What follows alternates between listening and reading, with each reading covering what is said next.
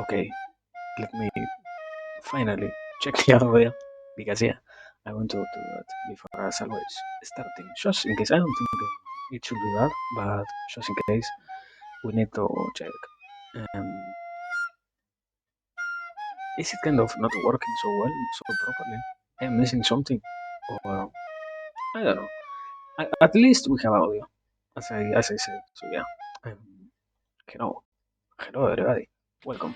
Wait, there it is. Welcome, hello everybody. Um, we're once again here.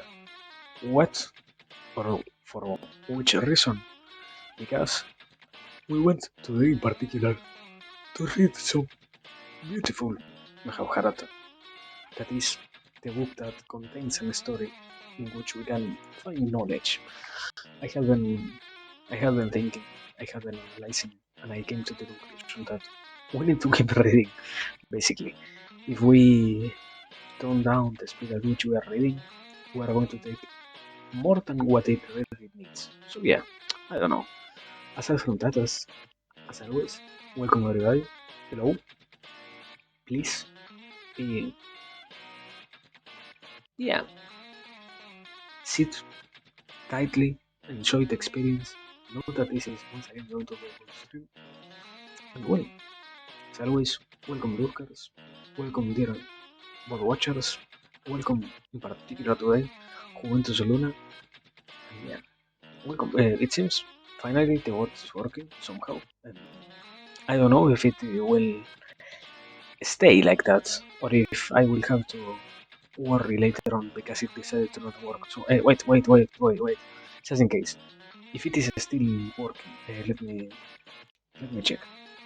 Did it already crash? No, okay. I already have the message copied. Just in case. Just in case. So yeah. After that tiny moment of craziness, let me get this over here, ready and properties. What I'm trying to capture is there it is. This goes here, there it is. Okay. And yeah, it should be properly working. If I'm not wrong, let me see. There we are. No? Is it working? Is it going fine? Is it functioning more than anything else? Yeah. So well, basically, we left on the or about to start the Viduragamana Parva, which contains I don't know. I think it is about how the family itself of what is it called? Um, I can't remember at this point. Yeah, I can't remember who was they called. Is it something like okay?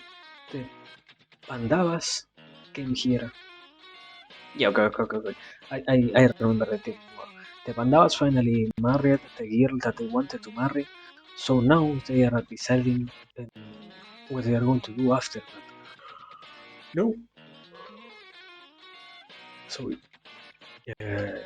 Krishna is Vestira.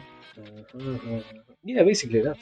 I am not so wrong. Now they are getting everything else ready, kind of to organize.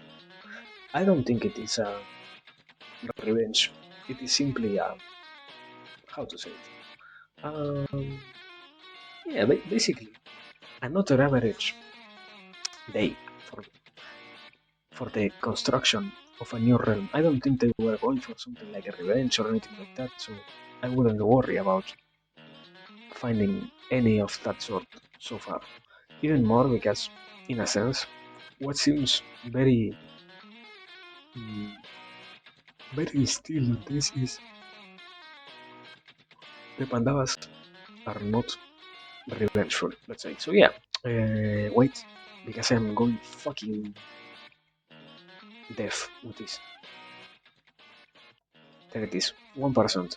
Not so loud. Sorry for that. Now, let me continue over here. We were, as I said before, come to 202. And wait. Obviously, today I feel like we need an apple, and also I finally got an apple after so long of not even having an apple. So yeah, wait, what? Oh, this is what? What? In Sonic 3 and Knuckles, Sonic turns into Hypersonic. Why is he no longer Hypersonic in Sonic Adventure, which is the next game chronologically? Because maybe he lost the capacity of turning into Hypersonic, you know? Probably. Don't you think so? I mean, there was also a Metal Sonic, and it didn't appear on the last Sonic, even if it is chronologically the next one. Maybe. So it is something that goes on and off, that appears and disappears with time and with all of that. So yeah, also welcome Nico slash Nico Nico. Welcome. But well, let me start eating the apple, and after that I will read. Take the first bite.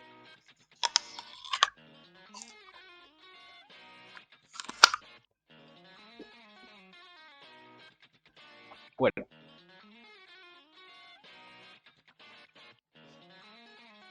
Canto 202. Vidura Gamana Parva by Sampayana said, now their spies in Drupada city bring news to all the Kshatriya kings and princes who had come to her Swayambara of how Drupadi has married the five Pandavas. They tell their masters that it was Arjuna, greatest of warriors and archers, who shot the target, and that he who had dashed Salya to the ground and terrified the others with the tree he pulled up, who had stood utterly fearless facing them all, was Bhimasena, raiser of his enemies, who whose very touch is enough to kill his adversaries. Wait, didn't I already tweet this? Let me see. Dragagastra orders, fine, declares, bomb, then Rahan. Oh no, okay. It seems. What? What?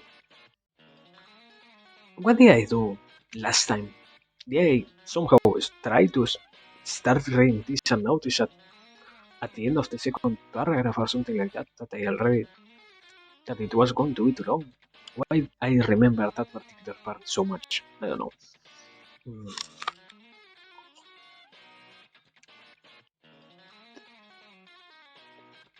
The kings are amazed at how the Pandavas had managed to remain so long disguised as docile Brahmanas, and wonder how they are still alive, for they have all heard how Kunti and her sons had been burned to death in the house of Iak. They even they even think of them as having returned from the dead. The king of the earth remembers again Purochanna's vile treachery, and say, a curse on Bhishma, a curse on the Haratirashtra of the race of Kuru. When the Sayambara is over and they hear the news that Draupadi has married the Pandavas, the kings that still remain in Drupada city to each, set out each to his own kingdom. When Duryodhana hears that Arjuna of the White Steeds has won Panchari's hand, he falls into dark dejection, sorry. His heart heavy, he sets out with Sakune, Aswadhama, Karna, and Kripa for Hastinapura. Flushed with the humiliation of it, he says softly, feeling, feelingly, to his brother, give me some.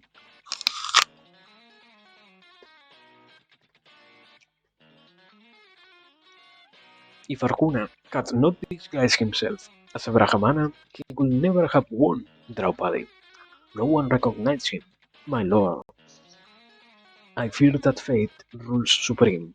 All our efforts have been in vain, my brother, and the wretched Pandavas are still alive. Cursing Purshana for his ineptitude, they arrive in Hastinapura, utterly defeated and depressed. Now they see that the mighty Pandavas have escaped with their lives and are also bound by their marriage to the formidable Drupada. They think of the prowess of Sikhandi and the fireborn Drishtadyumna, and their hearts quail. On the other hand, when Vidura hears that the Pandavas have won Draupadi, and that The Dharatirashtra's son has returned humiliated to Hastinapura. He is delighted. Vidura Kshatri goes to the Dharatirashtra and says, "Great fortune has come to the Kurus." The Dharatirashtra also cries gleefully, "Such great fortune, Vidura, such luck."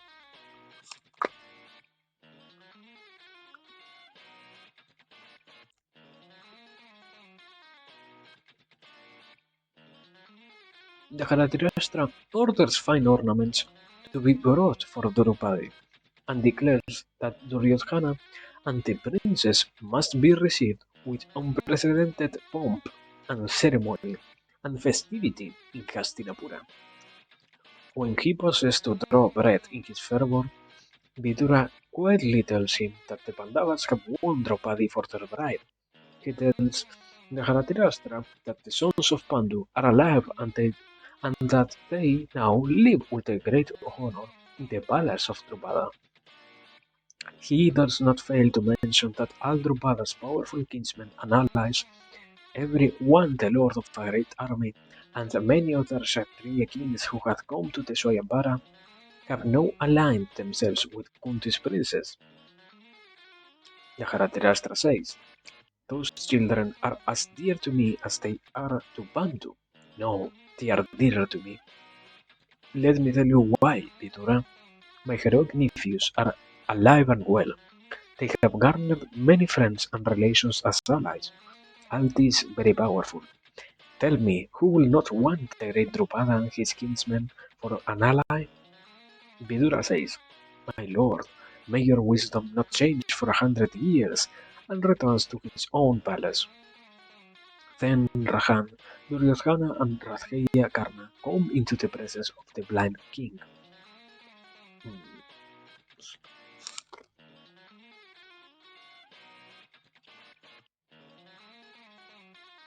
Okay, before continuing, give me a second so that I can mark it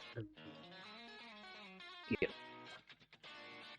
I have been thinking about trying to extract from every single passage something, because I was thinking, not right now, not even in the next 3 or 4 books, probably in some years at this point or at this pace, we are going to try and read something like, or well, not simply to read, we're going to try and analyze what there might be for us inside the Bible.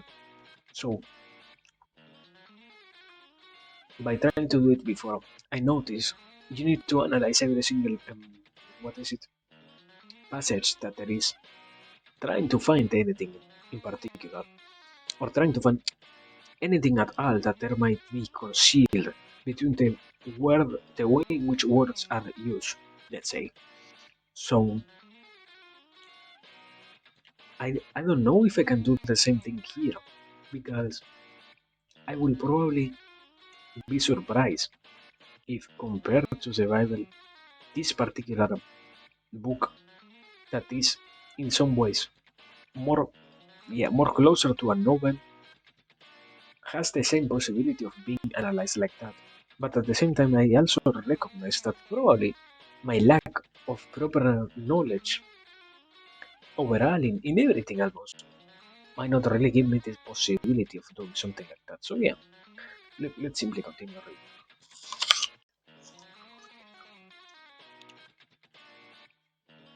here. Mm, Duryodhana says, "Lord, we can never speak freely in Vidura's presence. Now we have found you alone and shall speak our minds. We heard what you said, O king. What is this that you mean to do? Do you truly look about the fortune of our enemies as if it was your own? That you spoke so lovingly and proudly to Vidura about the sons of Pandu? Sinless, you do not do what you should be doing. Everything in your power to undermine the Pandavas, to destroy them. Oh, my father, we must confer and act quickly before the Pandavas devour us all, with our friends, children, and kinsmen." Yeah, I mean,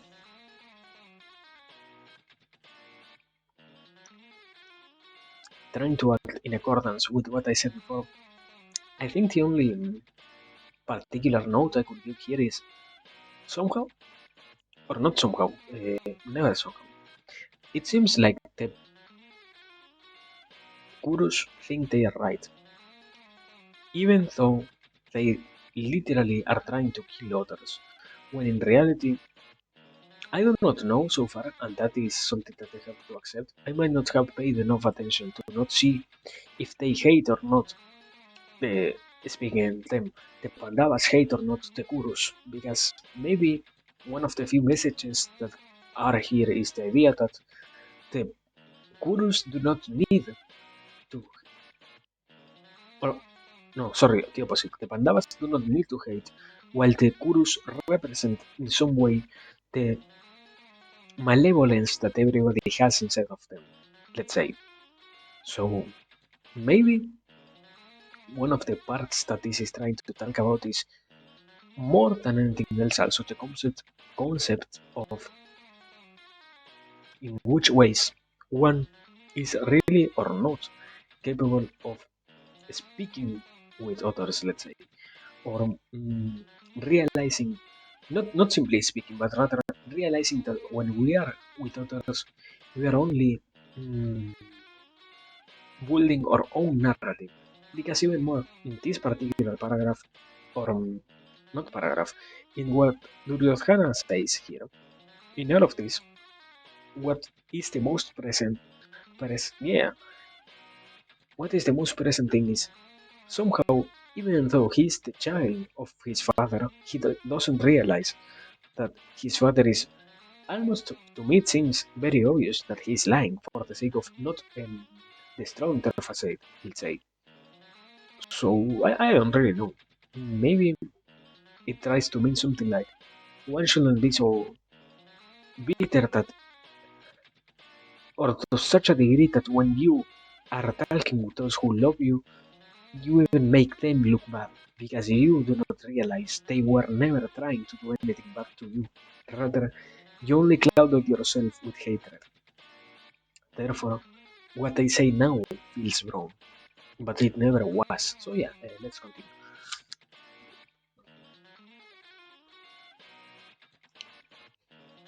Canto 210. Viduragamana Parva continued. Vaisampayana said. Dharatarashtra replies, I also want to do exactly as you would have me, but should I betray my intention to Vidura by even a muscle twitching? That is why, my son, I praised the Pandavas and spoke affectionately of them. I will not betray what is really in my heart to Vidura by the smallest sign. Suryodhana, Vidura has gone, so now tell me, what do you think we should do? And Radheya, you also share your thoughts with me. Duryodhana, no wait, sorry. Duryodhana says, Father, let us use subtle and cunning Brahmanas to create division between the sons of Kunti and Madri's twins, or let us bribe Drupara, his sons and all his ministers with vast wealth so that they abandon the cause of Kunti's son Yudhishthira, or let our agents persuade the Pandavas to remain in Drupada's kingdom, convincing them individually and separately how dangerous it will be for them to return to Hastinapura. Let the best of our spies create dissension among the brothers by sowing the seeds of envy amongst them. Better, let them incite Draupadi against her husbands. She has 5 of them. The task should not be difficult. Or let our secret men whisper such words that make the Pandavas displeased with Krishna. If they show displeasure any of them, she will not be happy. Best of all, let us send our finest assassins to kill Bhima. He is the strongest of them. Without him, the rest are nothing. Since we were young, they always depended on his strength to fly in our faces as they chose. If Bhima dies, they will not have the nerve to try to regain their kingdom. My lord, Arjuna is certainly invincible in battle as long as Bhima stands behind him. Without Bhima, Arjuna is not a fourth part of the archer that Radheya Karna is. If Vimasena dies, the Pandavas will fear us and abandon every hope of recovering the kingdom. Or if they do come here and prove to be docile, we'll grind them underfoot. Else, we can seduce them with the most luscious woman and turn Krishna against them. Or let us have them brought here and then kill them all secretly. Father, choose whichever of these methods appear to you to be the best. Time flies, and we must strike quickly, one way or another, before their bonds with Drupadar Raharishabha grows even stronger, and their relationship with him takes deep root. Once that happens, we will not succeed. Father, this is how I think we should deal with the sons of Pandu. You be the judge of the word of my thoughts. And now, Karna, tell us what you think. Okay, let me put something together to say over here.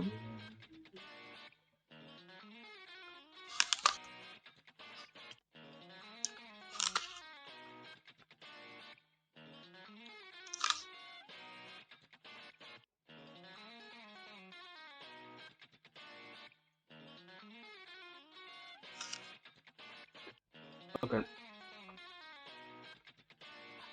maybe it is a very clear and not so deep thing to observe and to realize,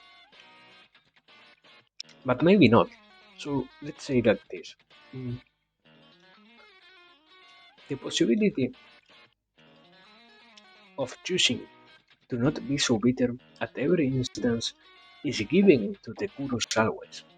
But even if it is true that they can try to change their ways, they still go for something that is hard, or for something that feels like, let's say, is making them look like if the Pandavas were really their enemies. When in reality, I haven't seen any particular reason as to why the Pandavas will feel hatred toward the Kurus if it weren't for their actions towards them, let's say. But yeah, I think what tries to say here, or what is tried to be conveyed, is, in a sense, the possibility of not being angry and even more not feeling like everything that is happening is not at the mercy, rather due to what others are doing, or what others are doing is inside of us, let's say, trying to make it something positive. But if we never take the possibility of believing that the rest of the world is not really trying to destroy us, like it is happening here with the Pandavas and the Kurus believing that now the Pandavas are going to go back or come back to their home and take back their kingdom and all of that by the force, let's say. If it weren't to be something like that, and if they weren't so strongly, mm, what is it, embedded to the idea that they are the only ones who have the truth, the whole mm, possibility of redeeming themselves will be bigger. But in reality, when they actively choose to stay bithersome, they negate themselves the possibility of solving these problems, let's say. So yeah, um, I don't know. Cannot really have anything else. I don't think I can. It it doesn't really seem to be something that profound to me. So yeah, it gets kind of hard to really invent anything in the go. But well, let me take a bite of my apple. One second.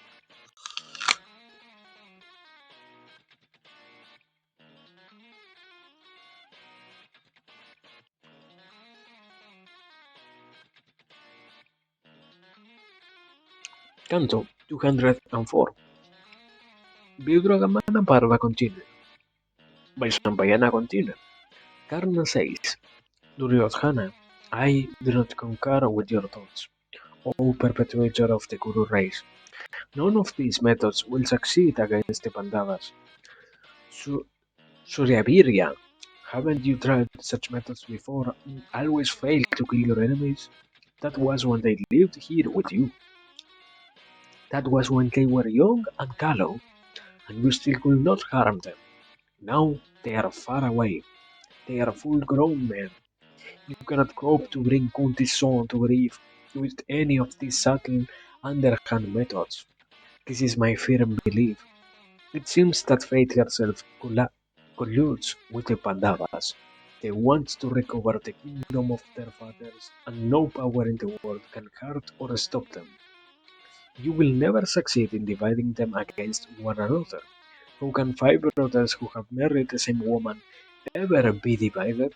No agent or spy of ours can hope to turn Krishna against them. Do not forget that she chose them for husbands when they appeared before her as indigents. Will she abandon them now when she knows who they are? Know that they prosper again? Besides, women always want to have many husbands, and Krishna has five. You can never turn her heart against them. As for Drupada, the Panchala king is honest to a fault, and a man of Dharma. There is no lust for wealth in him, or any greed. Even if you offer him the whole Kuru kingdom, he will not betray the Pandavas or turn against them. Drishtadyumna is no less than his father and has always been attached to Pandu's sons. No, you cannot harm the Pandavas by any covert or cunning means in your power. However, Narapungava, bull among men, we can attack them openly and kill them in battle when they are unprepared. We are stronger than the Panchala king. Let us strike now when they do not expect us to. Let us strike and kill them all without mercy or scruple. Son of Gandhareya, before they muster their numberless chariots and allies and loyal clansmen, strike! Before the mighty Panchala king and his sons decide to attack us, attack them first, before the Vrishni Krishna comes to Drupada city with the Yadava host to help win back their kingdom for the Pandavas. My lord Dharatirashtra, strike! For there is nothing, wealth, ever enjoyment, kingdom that Krishna will not sacrifice for Pandu's sons. The magnificent Bharata conquered all the earth just by his own prowess. Indra won sovereignty over the three worlds just by his might. O king, prowess and valor are the ways of the Kshatriya. Kshat- Kshatriya, Kshatriya Shabha. Might is the first virtue of a hero. So let us immediately take our great army with its four kinds of forces to the Panchala kingdom, crush Drupada, and drag the Pandavas back here, powerless. The Pandavas cannot be subdued by conciliation, gifts, or bribes, or by cunning division. You must vanquish them in battle, and having done so, Duryodhana rule this earth unopposed. I see no other means to achieve what we want. I will. Okay, let me try to put something together. Give us a second.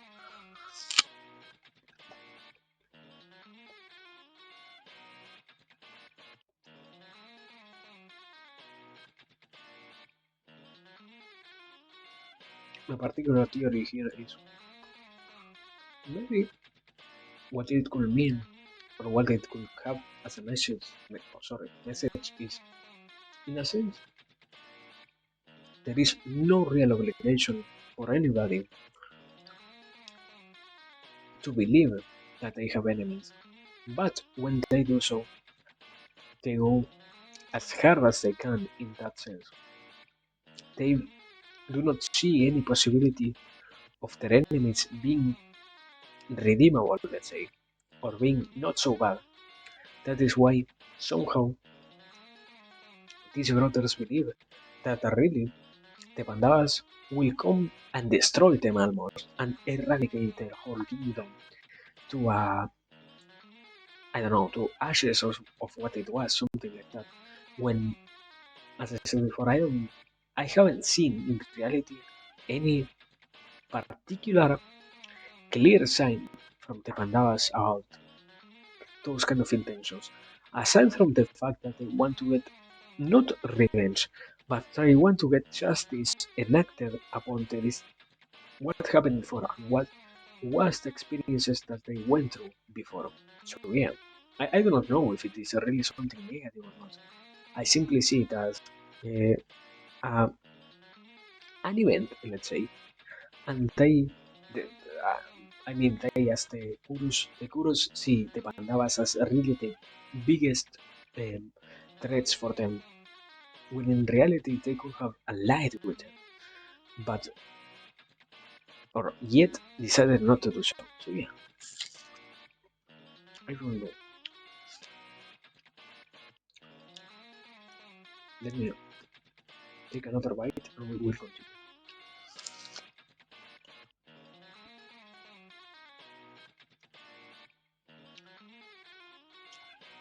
The Dhritarashtra hears Karna out and praises him fulsomely. The king says, Sataputra, you are not only a great warrior but have much wisdom as well. Your view that we must take arms against the enemy suits you well, noble one. However, you both must consult Bhishma, Drona, and Vidura. Also, before deciding what must be done, which will benefit us. The Dhritarashtra summons all those great ones and takes their counsel. Yeah, I mean, something also that happens here is incredibly, or at least to me it seems incredible, even if they are driven by pure hatred for others, they decided to steal. I don't think it is, yeah, it isn't that they decided also. They found in themselves the capacity of still reasoning, obviously with no good intentions, nor almost, what is it, uh, a clear mind, as they still are embedded in the narrative of, yeah, the Kurus are such, no, sorry, the Pandavas are such a negative race that they need to be eradicated from the world or something like that. So yeah, I don't know, I don't know. Let me, give me a second. Give me just a second. Mm,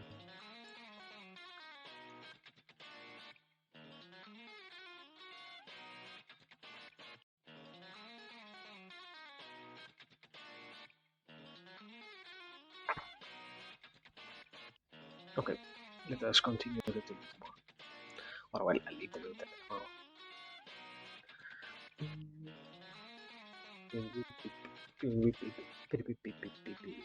There it is. Bite.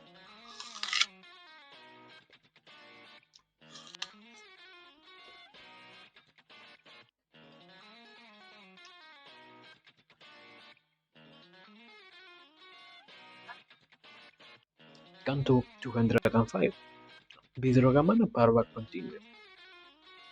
Vaisampayana said, when the Dhritarashtra asks Bhima for his advice, the patriarch says, the Dhritarashtra, I can never endorse a war with the sons of Pandu, for Pandu was as dear to me as you are, and Kunti's sons are as precious to me as Gandharis. I must protect them exactly as I do your sons, the Dhritarashtra. I love the Pandavas as well as all the Kurus do. Nothing should lead us into battle against them. Rather, make peace with Kunti's princes, bring them home, and give them half the kingdom. For this is beyond doubt the ancestral kingdom of those best among the Kurus as well. Duryodhana, if you look at this kingdom as belonging to your father, so do the Pandavas see it as being their fathers. If Pandu's magnificent sons do not inherit this kingdom, how can you, or indeed any other scion of the race of Bharata, if you think of yourself as having lawfully inherited this kingdom, I believe that they can also think the same, and before you, quietly, give them half the kingdom, keeping half for yourself.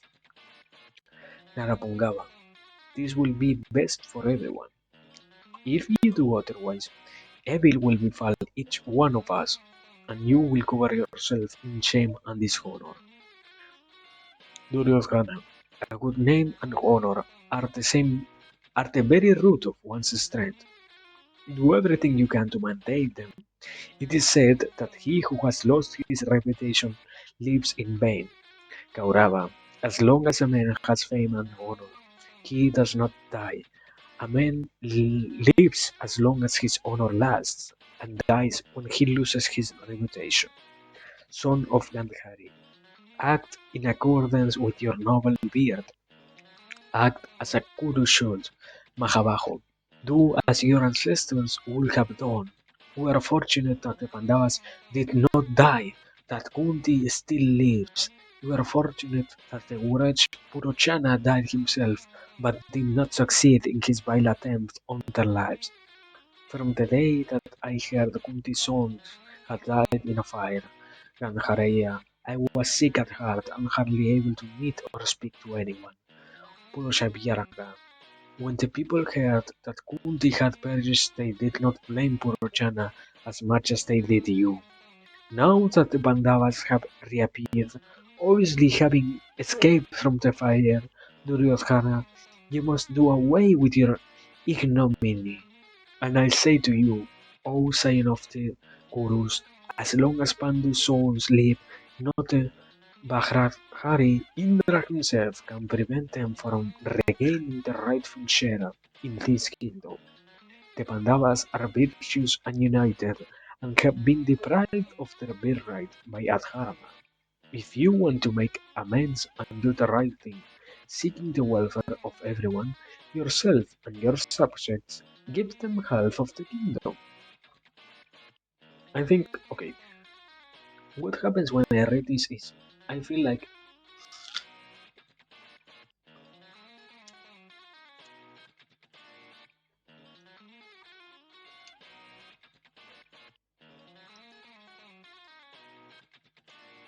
Bhishma, in a sense, might represent the feeling that we have inside of us of mediating in those situations in which we think things are not going correctly, let's say.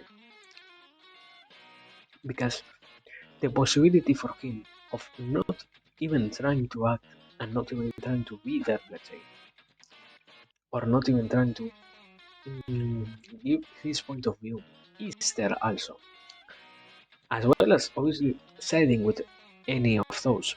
Yet, Bhishma wants to try and guide the Kurus to reconcile with the Pandavas because innocently he believes it is still a possibility, and he even more believes it is something that he, by mere words, can achieve for the whole, let's say, yeah, for the whole universe that is mm, the Kuru kingdom as a whole. When in reality, it almost has also to do with these kind of situations might not be solvable by simple words, as these guys seem to be really mm, not hard-headed, but rather incapable of changing their views and incapable even more of not thinking that what is it that they are trying to do is the right thing, let's say. So yeah, I don't know.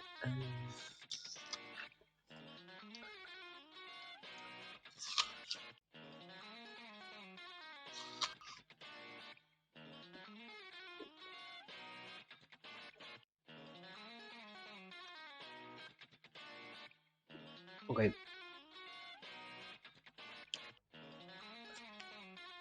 I think I can add this. Probably the efforts of Bhishma are going to fail.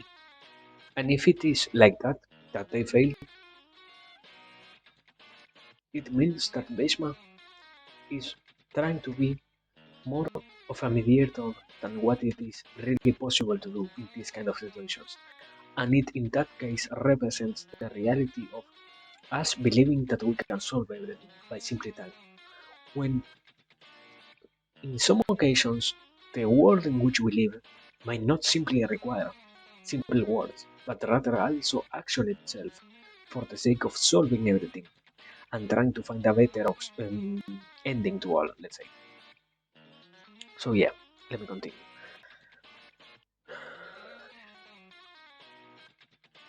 Canto 208. Viduragamana Parva continued. Vaisampayana said, when Bhishma has finished, Drona speaks, Dharatirashtra, Rahan, I have heard that a friend ask for advice should always speak truthfully, justly, and in an honorable manner. My lord, I am entirely in agreement with the great Bhishma. A share of the kingdom must be given to the Pandavas. This is Sanatana Dharma. O Bharata, send a well-spoken messenger to Drupada immediately, taking with him a treasure for the sons of Pandu. Let these men carry priceless gifts for the bride and her husbands. He must tell Drupada that you are pleased and proud that your power and glory have increased vastly after this new alliance. By, by marriage with him, O king, let your messenger tell Drupada how delighted both Duryodhana and you yourself are at what has transpired. Let him repeat this often to the Panchala king and to his son Dhristadyumna. He must say that the union is entirely agreeable to you and that you consider it as being fitting and a perfect and equal match. Let your messenger repeatedly conciliate Kunti and Madri's sons. Rahan, order a bounty of the purest golden ornaments sent to Draupadi. Also, Bhara- Bharatarishabha, let excellent gifts be taken for all Drupada's sons. And when all these have been given and he has spoken sweetly to everyone, let your messenger propose that the Pandavas return to Hastinapura. Once Drupada, mollified, gives them leave to return, Dushasana and Vikarna must go out with a handsome retinue to receive them. Once they enter Hastinapura, you must yourself welcome those Narapungavas with the greatest affection. Then the Dharatirashtra set them upon the throne of their fathers, for that is what the people of the realm want. This, O king of the house of Bharata, is how I think you should behave towards the Pandavas, who are like your own sons. I will say like this. Uh, okay, give me a second because I want to eat more apple.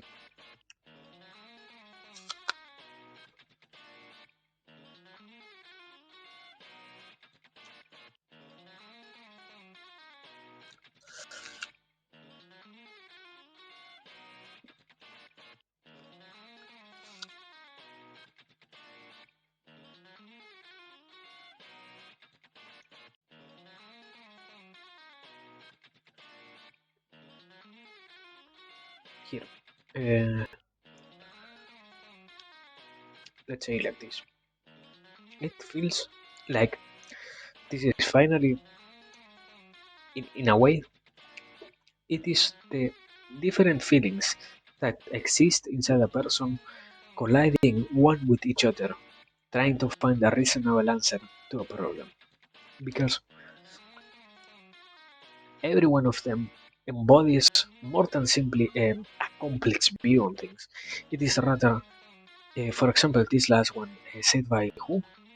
Drona. Drona speaks like you need to give them the honor, not simply honor, but you almost need to bribe them to come back to here. And you need to be as swift as possible and sweet as possible with your words and with everything that you do for the sake of making them go back to you.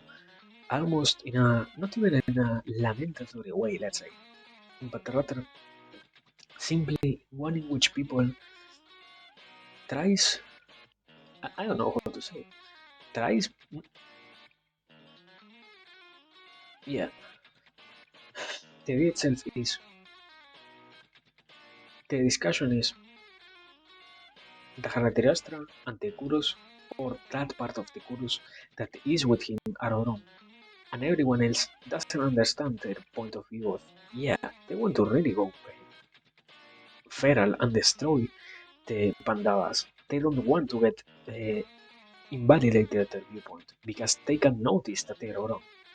And everything else is really simply um, manifestations of the personality, let's say, to the highest degree, manifestations of the personality. One wanting the highest form of justice, one where everybody is well, other wanting almost to adulate others for the sake of having them help you in your cause. Probably, let me see. Is there something that I can extract from here before I really? Yeah, no, I don't know, but I will keep expanding on this as I read this Karna, what Karna has to say. So yeah, let me take another bite, and after that we continue.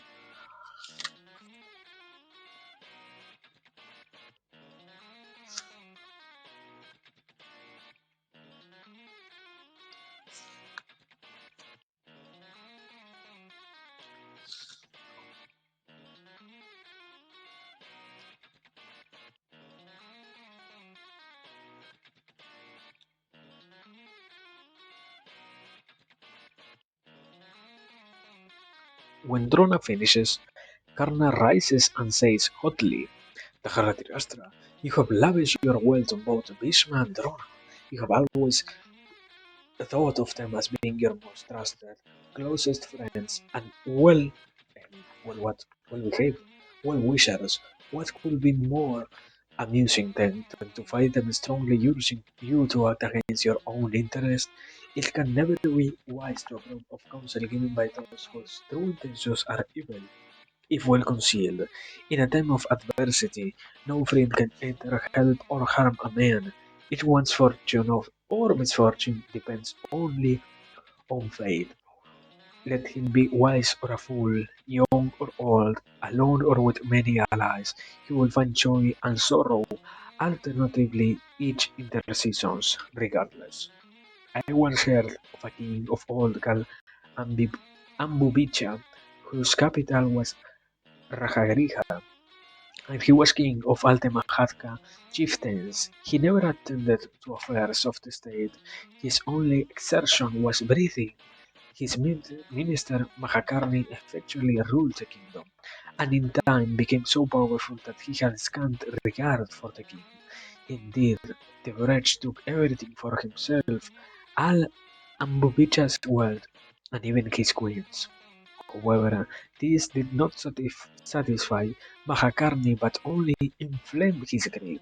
Now he began to hanker after the throne, but this he could not get. Rahan, what else can we conclude from this other than it was ambubich? Holy fuck. Rahan, what else can we conclude from this other than it was Ambubich's destiny to remain king? So he spent his time just breathing the air. Hence, O Daharatirastra, if fate has willed that the Kuru kingdom will remain with you undivided and pass on to your son, then that is what will happen. Even if the whole world becomes your enemy. Equally, if fate has willed otherwise, whatever you do, you will not keep your kingdom, wise king. Remember this when you gauge the sincerity or lack thereof of your advisors. Think carefully about which of them have spoken with evil in their hearts and which honestly, wishing you welfare. Okay, let us say like this. If the narrative of everybody provides their point of view from a very particular side of, they can only say something like they want only the videos for justice. They want only for everything to go well, or not simply for everything to go well, for everything to be as swift as possible. In this particular case, for destiny to happen simply because it doesn't seem to be really anything else. Like okay, destiny will happen no matter what you do. So what else can we say? Okay, probably yeah. I mean, in a sense, yeah, obviously destiny will happen no matter what we try to do. Fate has something for us on it, so yeah.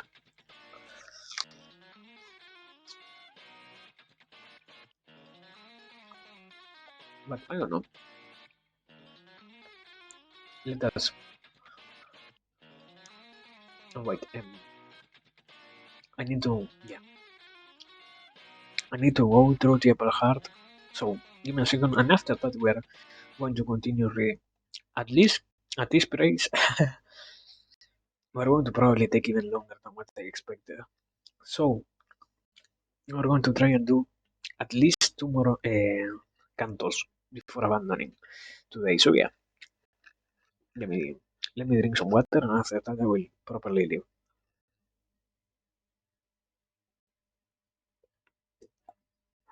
Okay, that is now for real. I am going.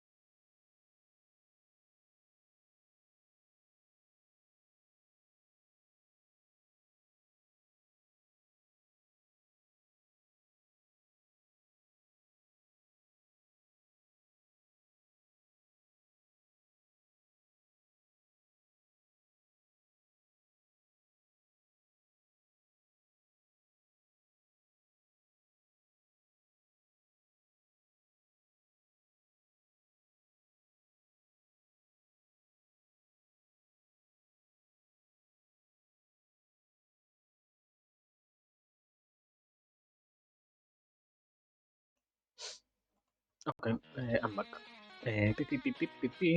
I also took advantage of my leave for a second to try and get some water because I had one but it was kind of cold because I forgot to drink it earlier. So yeah, that happened too. But anyways, where are we? We left over here. Drona. Okay. Drona retorts to Karna. As you are full of adharma, it is plain that you speak with evil intentions. You want to harm the Pandavas, and that is why you dare point your finger at us.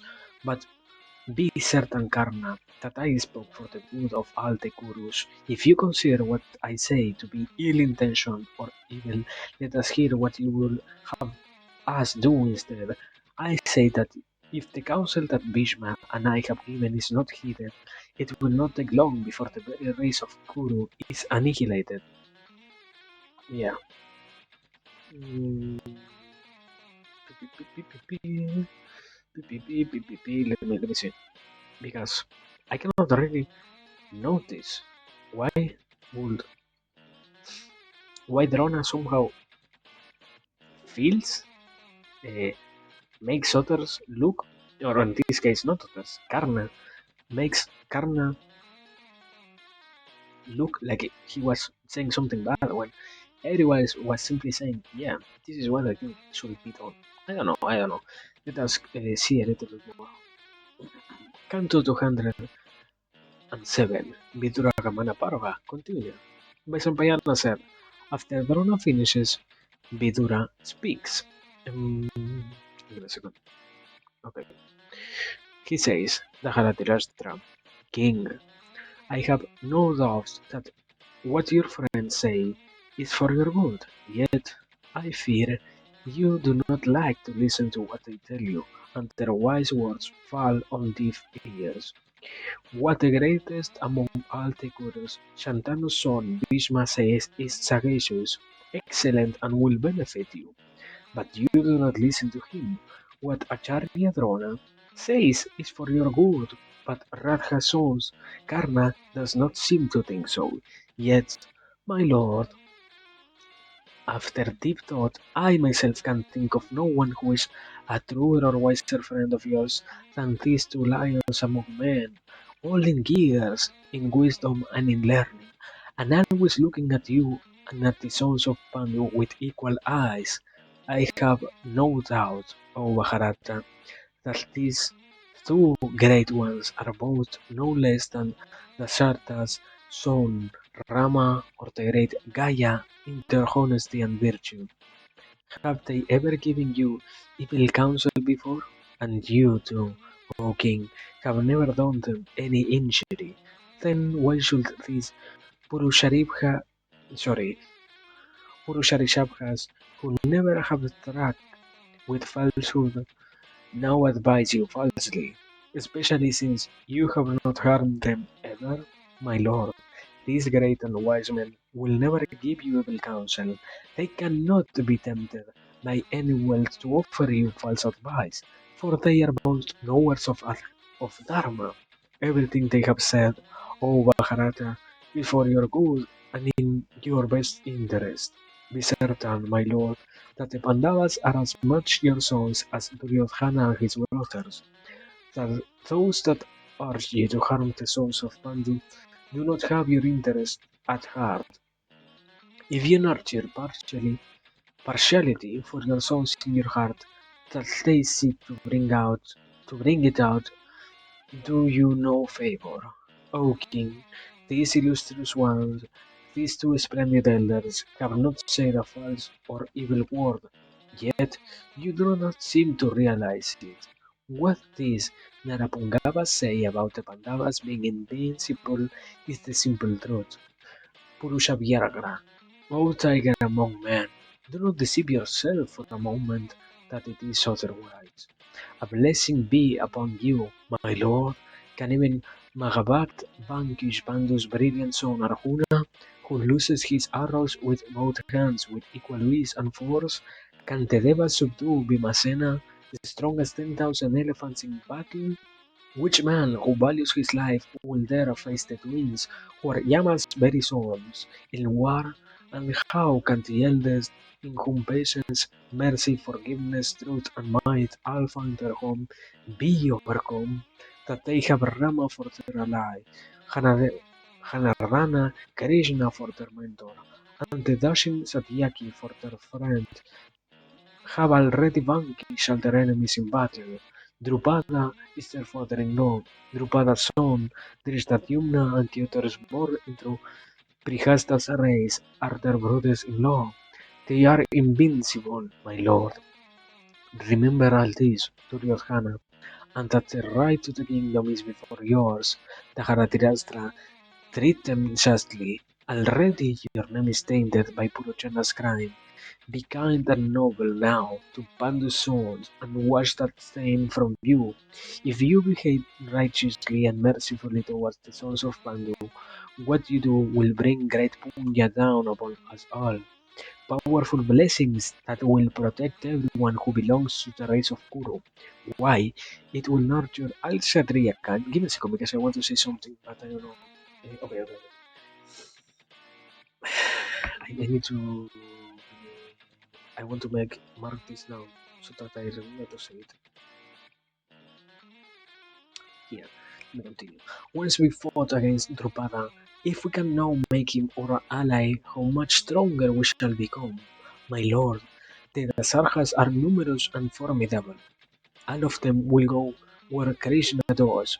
Also, know that where Krishna is, victory will certainly go. Dharatirashtra, only a man who has been cursed by the gods will seek war when he can achieve his purpose and serve his best interest by conciliation. The people have heard that the Pandavas are alive, and they rejoice and are beside themselves to see their princess again. My lord, you must do as your people want. Duryodhana, Karna and Subala's sons, Sakuni are untutored in Dharma. They are brash and sinful. Do not listen to them. I beg you, virtuous as you are, O king. Think back to what I said to you many years ago, that because of the terrible sins that will be committed by your son Duryodhana, the very house of Kuru and the people of this kingdom shall perish. Okay, I think what this particular narrative tries to be is what is said here, conciliation, a very conciliative one, honestly. And in this particular sense,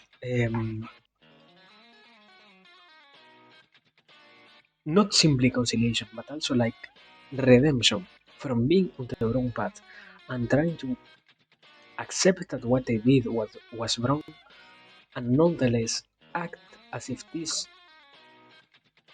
after having been done, could be healed by whatever it is they try to do in their lives, let's say.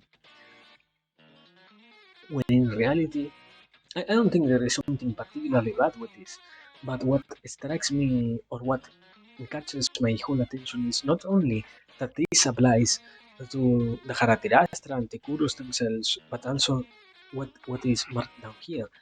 What you do will bring great punya down upon us all, as if it were not something, yeah, as if it were something that doesn't only affect the Kurus, but also all those who exist in correlation with the Kurus, let's say. When I wouldn't see it like that, not because it isn't like that, but rather because it has no necessity of being like that, let's say.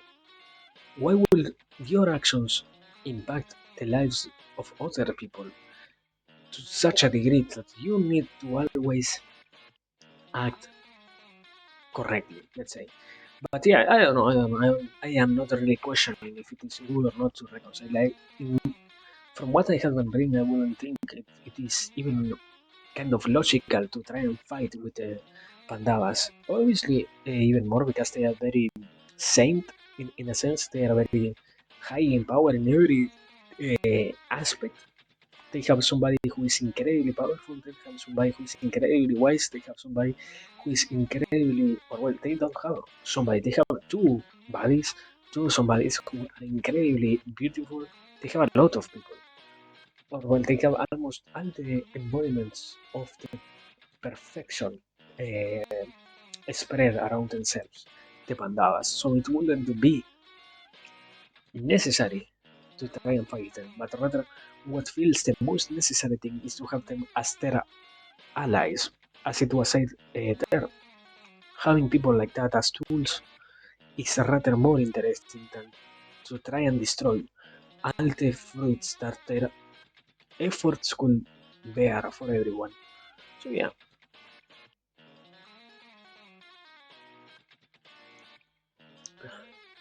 I think that is the vision so far that I can spread over here. Now, let me see. How much can we do? Because maybe we're going to go over one or two more cantos at this pace. Yeah, maybe. Yeah, only two more cantos at this pace. I don't know how much 209 will take me because it is 4 pages long, but this one not so much probably. So yeah, Canto 208. Viduragamana Parva continued. By Sampayana said, when they have all finished speaking, the Dharatirashtra says, Shantanu son, the great Bhishma, the illustrious Rishi Drona, and you My brother Vidura have indeed spoken truly and given me the counsel that is in my best interest. By Dharma, as Kunti's sons, the Maharatas are the sons of Pandu and they are my sons. Also, and just as my sons should inherit the kingdom, so too must the Pandavas. So hurry, my brother, go and fetch Pandu's princess and their mother home. Sway them affectionately and kindly. Maharata also bring Krishna, whose beauty is not of this world, here. Ah, it is such fortune that Brita's sons are still alive and greater fortune that the Maharatas have made Drupada's peerless daughter their wife. Surely we have become stronger than ever before with this alliance. And it is also our good fortune from which the vile Purusharna died. My resplendent Vidura, fortune has slain my grief and ended my mourning for my daughter's sons. Okay, before continuing, I think what the Haratirasta said is fucking false. I don't believe him. So far, I don't think he will change his mind. It lacks more emotion. But anyways, continue. At the Dharatirashtra's command, a joyful Vidura goes to Drupada Yagnasena and the Pandavas. Bharata, he takes a fair treasure of gold and ornaments and priceless jewels for Draupadi, the princess, and for Drupada as well. Arriving in Drupada's palace, Vidura, master of Dharma, master of court etiquette, greets the king formally, properly, and with honor. Andropada too receives Vidura respectfully, and both ask after each other's health with every kindness. Then Vidura sees the Pandavas and with them Krishna of Dwabaraka, embracing them in joy. Tears in his eyes, he asks after their welfare. The Pandavas and Vasudeva Krishna great Vidura, of measureless intellect, with every reverence. As for Vidura, he is overcome, O king, and repeatedly asks his nephews how they are, and says that their uncle, the Haratirashtra, also asks warmly about them. Now he gives the Pandavas Kunti and Draupadi, and Drupada and that king's sons all the priceless gifts that he has brought from Hastinapura, from the Haratirashtra and the Kauravas. This done, the humble, soft-spoken Vidura speaks to the good king Drupada in the presence of Kesava Krishna and the sons of Pandu. Vidura, of profound intelligence, says, Great king, listen to what I have to say. You, your sons and ministers as well, overjoyed by this new alliance with you, my brother king, the Haratirashtra, repeatedly inquires after your welfare, and so do his sons and his ministers. Rahan, Bhishma the wise, son of Shantanu, Drona, also of deep wisdom, the son of Bharadwaja and your dear friend, and also all the other Kurus ask after your welfare, in every particular. The learned Drona says that he embraces you in his mind and hopes that you are well in every way. Lord of the Panchalas, let me say again that the Haratirashtra and all the Kurus consider themselves greatly fortunate and blessed by this alliance with you, Yagnasena. They are more happy than they would be upon acquiring a whole new kingdom. Know that they know all this, I beg you. Sorry. Know that you know all this, I beg you. Allow the sons of Pandu to return to their home, the kingdom of their fathers. Every Kuru is agog to see the princess again. These Narapongabas have been away from Hastinapura for so long. I am sure that their mother and they must be as eager to see Hastinapura again as the people of the city are to see them. Also, all the royal Kuru ladies and the people are beside themselves to see the Panchala princess, the exquisite Krishna. O king, I ask you, holy fuck. O king, I ask your leave for the Pandavas to return to Hastinapura with their wife. If you give your leave, I will send word back to Taharatirashtra through my swiftest messengers. Then, O Drupada, the sons of Pandu can set out with Kunti and Krishna. Yeah, I don't think I can really say that much here. I what I have been thinking is probably the message of this story is going to be something like a man can be brought back to reality as easily as he can be once again taken back. to the dream world, let's say, because the Haratirastra seems very capable of reasoning and finding it a need to not see the Pandavas as the enemies, but rather as what they are, a real addition to their kingdom. Yet he still decides to see them, so not well, not right now, but he decided in other occasions to see them as something like that. Um, he somehow found inside of him the interest. I don't think of bad mouthing them, but rather of getting rid of them for the sake of not having any interference, probably. So yeah, it is interesting to see it, and I will probably guess he's going to be swayed once again, as I said before, into the dream world or into the nightmare world, rather, in which the Pandavas end up being seen as the evil ones um, once again, when in reality they never were the real evil ones, let's say. So, what the fuck? What the fuck was that with the music? Why did out of nowhere sound so loud? Wait, is this what the fuck was that? Anyways, let me continue. Canto 209. Viduragamana Parva continue. Also, wait, how much are we? Okay, not so long. I thought we were here for longer. LMAO. That's fine. Viduragamana Parva continued. My Sampayana said, Drupada listens carefully to what Vidura says. Then he replies, Wise Vidura, everything is as you say, and I, too, am greatly pleased by our alliance. I agree with you that it is only just that this splendid princess returned to Hastinapura. However, it is not for me to force a decision upon them. If Kanti's valiant sons Yudhishthira, Bhima, and Arjuna, as well as the Purusharika, holy if Kunti valiant sons Yudhishthira, Bhima, and Arjuna, as well as the Purusharikshas, the twins, wish to return to the home of their fathers, if Baladeva and Krishna, both of whom know every nuance of Dharma, are of the same mind, they then by all means let Pandu's sons return to Hastinapura. For I do declare that the Purushavyagras, Rama and Krishna have always the best interest of the Pandavas at heart and always do their best for them. And now Yudhishthira says, O king, my brothers and I are your dependents, and we will happily do what you tell us. Okay, wait. Is it a whole exchange here? Um, because it feels somehow like they are simply saying, no, wait, this is your responsibility. Or well, Drupada says, it is the responsibility of the Pandavas to leave.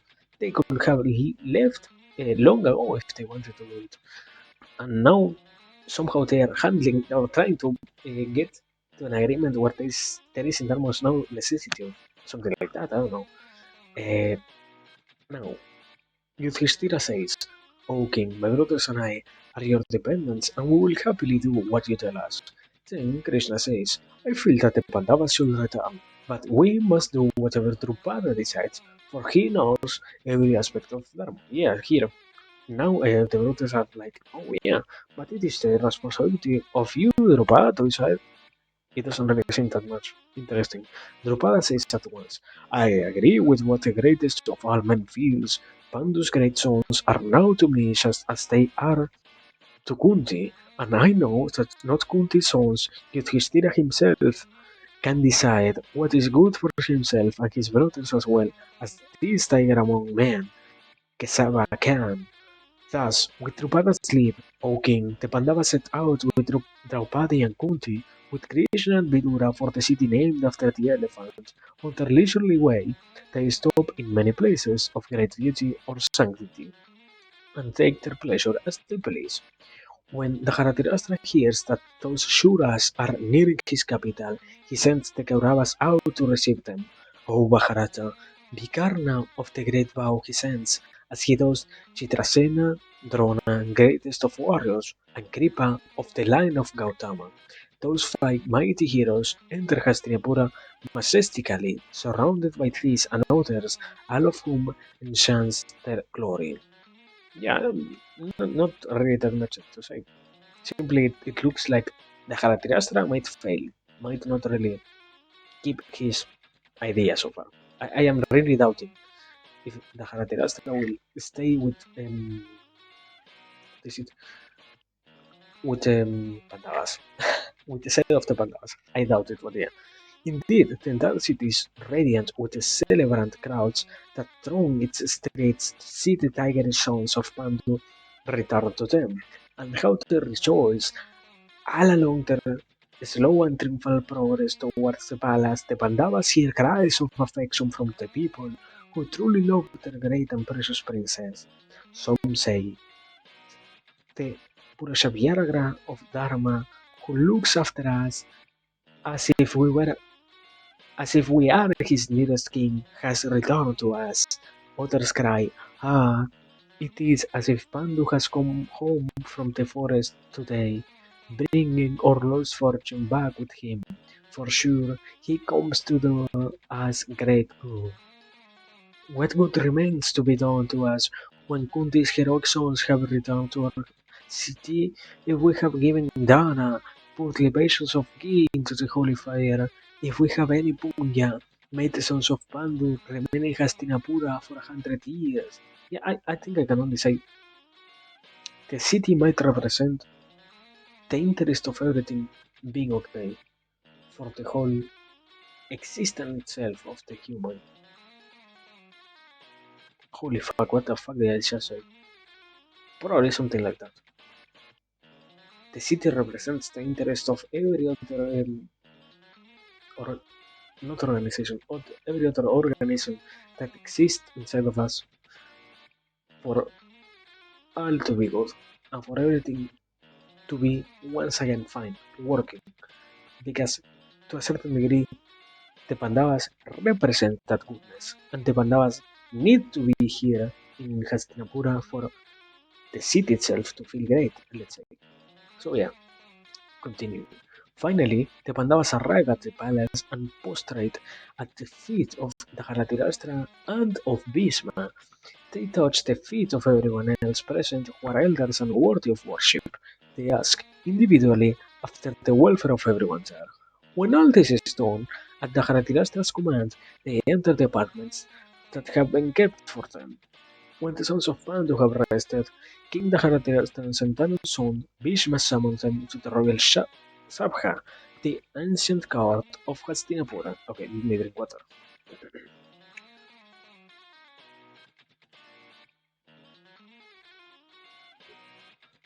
Daharatirashtra, holy fuck. Daharatirashtra says to Yudhishthira, Kaunteya, listen to what I have to say. Your daughters and you, I want you to go to Kandava Prastha so that never again does any dispute arise between your cousins and yourselves. If you live there, no one can or will do you any harm. Take half of the kingdom, and, protected by Arjuna, as the Devas are by the Brahma, live in peace in Kandavaprastha. Okay, what I can say is the Haratirastra seems to have rather separated the Pandavas, not really accepted them back. It was a, okay, very fine, thank you for coming back. No, go fuck off. Something like that. Instead of real help. But I don't know. Maybe it is more of a personal reader problem that I do not believe. The Haratirastra change of heart or something similar to that. Maybe? I don't know. Let me continue. The Pandavas accept what the Dharatirashtra says, and paying his homage, those bulls among men set out from Hastinapura for Kandavapastra, Kandavaprastha, which is a desolate wilderness. Arriving in that desert, those brilliant Shuras, with Krishna at their head, create a new city in the desolation. truly like another Swarakaun movie. Dwaipayana helps the Maharajas choose an auspicious place. He performs the sacred rituals and measures out land for their city. When it has been built, some say by Indra's command, to Vishwakarman, the divine artisan, and at Krishna asking for Indra's help, that city has a moat encircling it, which is as wide as a sea. It has outer walls that touch the sky, walls white as rainless clouds on the rays of the moon. Ah, the newly made city is as wondrous of Bhagavati Patala, where the great Nagas dwell. Palatial mansions it has. Many gates lead into it, gates as great as and wide as the outspread wings of Garuda, gates that are as formidable as massed thunderheads. And hold on, I think I saw a cockroach. What? No? We're fine? We're fine. Eh, Sorry. So great are the walls and so well stocked with myriad weapons that no enemy army could even dream of ever breaching them or making any impression on them with any astras. Those walls and gates are armed with thick banks of arrows and other missiles, narajas like two-tongued serpents. The turrets along the walls are bursting with mighty warriors in superb condition and training. Soldiers pass counting line the entire length of those city walls. Deadly sharp hooks, Satagnis that can raise 100 enemies in a blink, and other machines of war are planted about those walls. Great iron wheels, which can be wheeled down upon the legions of any invader, also dead those ramparts. Yes, truly, with all this and more is that best of cities protected. Within the walls, the streets are wide and excellently laid, so there is never any fear of accidents or collisions among their courses. Yeah, I don't think I can say anything so far. It is only descriptions of the fucking city. Yeah, I don't know how hard it is to make something good. Wow! And as numerous and so magnificent are the homes and mansions of the city of the Pandavas that it truly looks like another Amaravati on earth. And some say that is why it is named Indraprastha. In the most choice and auspicious precinct of Indraprastha, Vishwakarma creates a majestic palace for the sons of Pandu. It is filled with every kind of treasure and is so opulent that it is like the palace of Kubera, lord of heaven's treasures himself. Ah, it is like a great mass of clouds shot through with lightning. O king, when the city has been built, a host of Brahmanas arrives there, all of them masters of the Veda, and begin living in Indraprastha. Vaishyas from across the length and breadth of Bara- Bharatash- Bharatavarsha come to Indraprastha and arrive. Holy fuck, why am I having so much problems? Sorry. Vaishyas from across the length and breadth of Bharatavarsha come to Indraprastha and thrive in trade and earn great wealth in the city of fortune. Artists, the finest and of every kind, flock to Indraprastha and begin living there. Around the city are many enchanting gardens with countless fruit and flowering trees. Why, why did you decide to make another list, man? Don't tell me that this is. Oh no. Oh no. Okay. There, there doesn't seem to be that many names. So. Fuck. Anyways.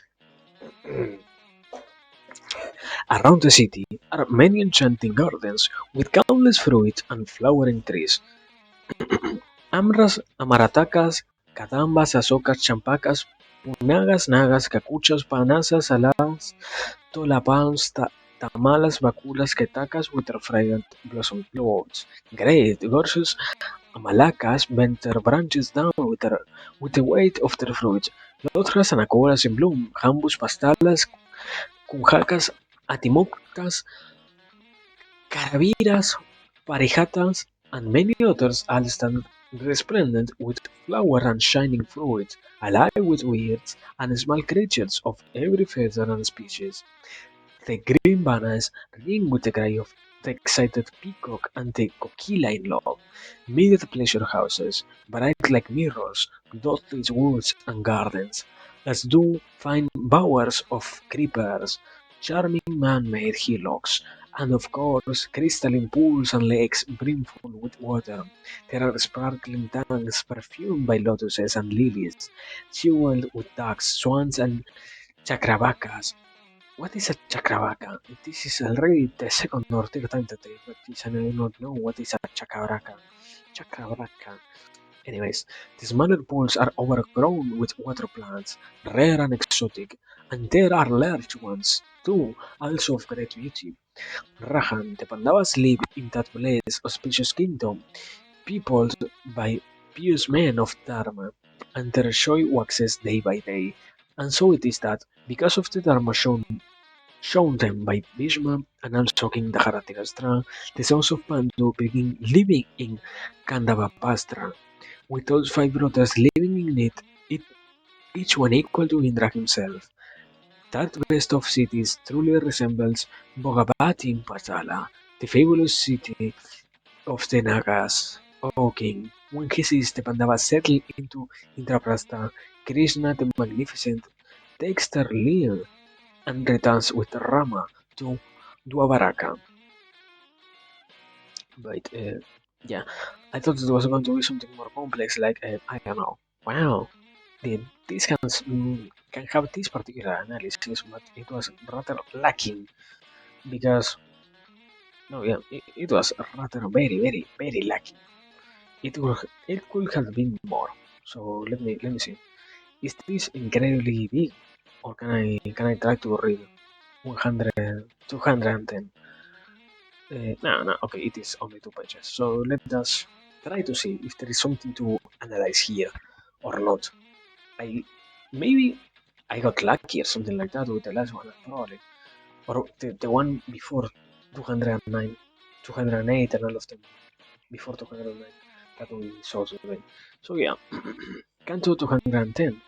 Ragya Labha Parva. Haramehaya said, "O you possessor of ascetic wealth, what did those Mahatmans, my grandsires, the Pandavas, do when they had the kingdom of Indraprastha? How did their wife Draupadi serve and obey them all? Having one wife, Krishna, how is it that no dissension arose among those great Kshatriyas? O you of the wealth of asceticism, tell me in detail about how they are amongst themselves after they marry Krishna." By Sampayana said, having gained their kingdom at the command of Dharatirashtra, those Parantapas, the Pandavas, passed their days in great joy in Kandavaprastra with Krishna, with his brothers beside him. Yudhishthira of Texas, always abiding by Dharma, rules that kingdom.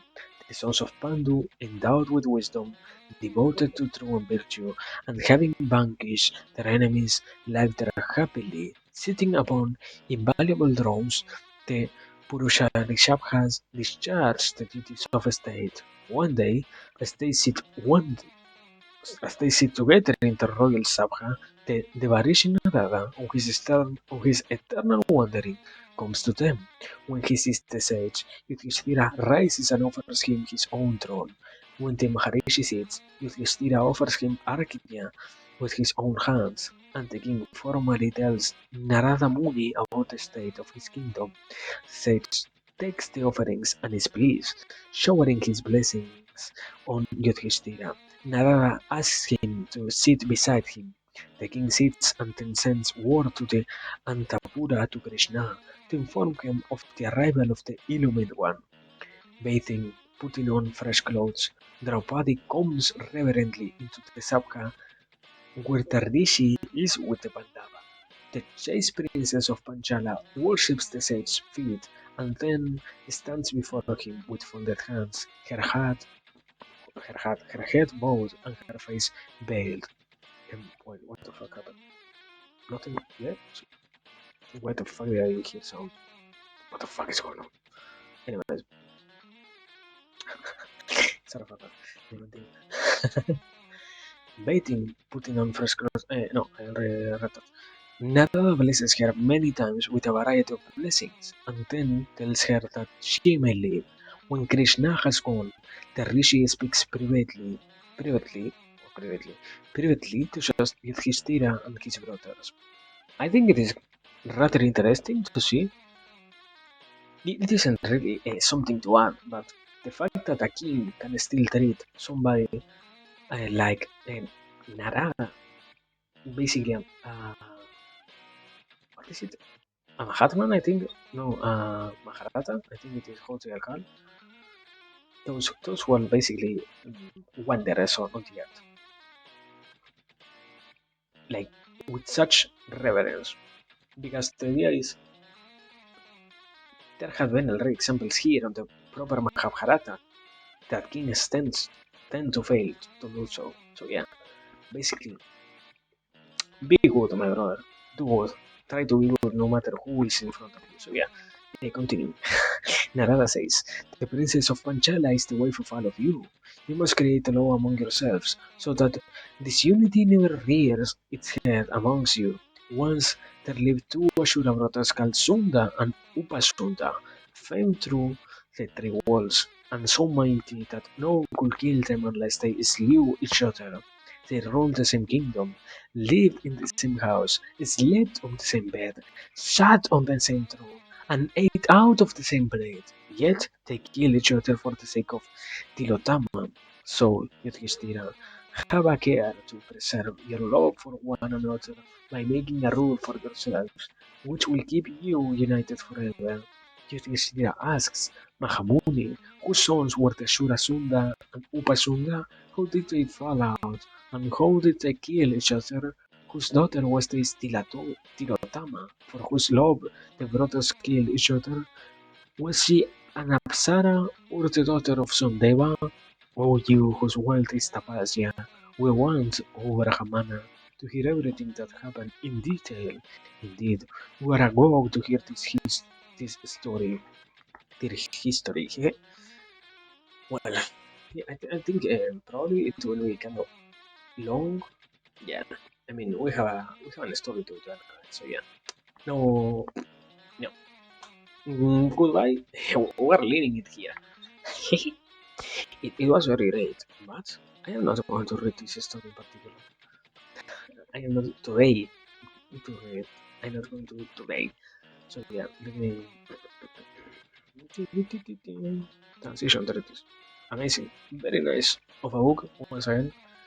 It seems when one tries to find something interesting to analyze the possibilities there, if we forget that it is something we can consciously do, it ends up feeling rather lacking, probably.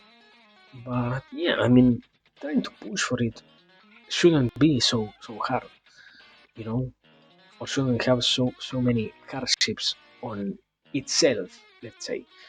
So yeah, very happy with all of this. Very once again, very content with the results of our analysis. Yeah, I don't think I can really mm, not feel angry. Simply, what is the word? Um, Object about anything that we read. As always, it is a great thing to analyze this book, and even more, it is a great opportunity to try and read this book and to find whatever it is that it contains. But at the same time, it also might be a little bit tiring, and it also might be a little bit, I don't think, not enjoyable. Simply, strenuous to the man to read so much. So yeah, we're going to take a break. We did great, nonetheless. So we decided to take a break. We're going to leave. I don't know exactly where, but um, we're going to entertain ourselves with what? Let me see, because I haven't found anything so far. I haven't even tried to see what is our variety or what are things that we could try to see if we can go for. So yeah, so far, as always, also to never forget to say thanks for everything, thanks for being here, thanks for helping, thanks for watching the work, thanks for saying anything at all. It is unequivocally a delight to be here. And it is even more a very pleasurous experience to traverse this whole world, let's say, with everyone. As yes, I think it really is enjoyable and it really is something that we can learn from. I don't know if just because it is enjoyable or rather because we give it the attribute of being enjoyable. But no matter how it happens, it is enjoyable, and no matter for whom we are doing it or for which particular reason, aside from obviously for the sake of um, finding solutions and being happy, obviously, we might as well continue with this. So yeah, as always, as I said before, thanks for being here, thanks for sharing, thanks for giving me your time and spending it here. But now we need to take a break, we need to live, and we need to entertain ourselves with something not so heavy, probably. Or yeah, more on the simple entertaining side, you know. Instead of fucking analyzing every single thing that happens in entertainment. Yeah. So yeah, let me try to write somebody who don't know Bunny, who is I think playing something. Yeah, who is playing Fortnite. Very amazing gameplay. We're going to observe in front of us right now. So yeah, as I said before, thanks for this. But note that we need to take care of ourselves. Note that we need to take a mental break to entertain the mind with something else to distract. And yeah, we had a great time. But now we also need to live and we need to find something else. And know that whenever it happens, it happens. It shouldn't really be a worry that we can't be here because whenever the opportunity arises, and also obviously thank you thank you for being here, Crank. Maybe you arrived late, maybe you know you didn't arrive late. Let's pray that you didn't. But yeah, thanks for everything. Know that we need to read. But whenever the next opportunity arises, whenever we can share something here once again, we're going to do so. Now we're living, we're riding.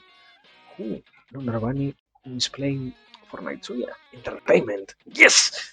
Finally, we're free from this the shackles of the yes. But yeah, as always, thanks for everything. And take care. Remember, whenever it happens, it happens. Now, raid. Wait.